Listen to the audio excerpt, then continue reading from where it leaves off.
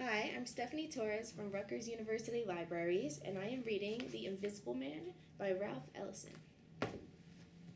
What, if anything, is there that a novelist can say about his work that wouldn't be better left to the critics? They at least have the advantage of dealing with the words on the page, while for him the task of accounting for the process involved in putting them there is similar to that of commanding a smoky genie to make an orderly retreat.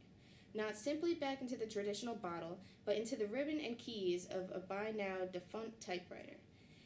And in this particular instance, all the more so, because from the moment of its unexpected inception, this has been a most self-willed and self-generated piece of fiction. For at a time when I was struggling with a quite different narrative, it announced itself in what were to become the opening words of its prologue, moved in, and proceeded to challenge my imagination for 7 years. What is more, despite its peacetime scenery, it erupted out of what had been conceived as a war novel.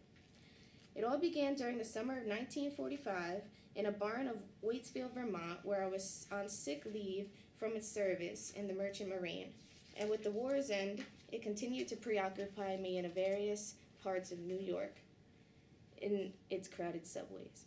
In a converted 141st Street stable in a one-ground floor apartment on the St. Nicholas Avenue, and most unexpectedly in a suite otherwise occupied by jewelers, located on the 8th floor of number 608 Fifth Avenue. It was there, thanks to the generosity of Beatrice and Francis Stiegmuller, then spending a year abroad, I discovered that writing could be just as difficult in a fellow writer's elegant office as in a crowded Harlem apartment. There were, however, important differences, some of which worked wonders for my shaky self-confidence and served, perhaps, as a catalyst for the wild mixture of elements that went into involving the fiction.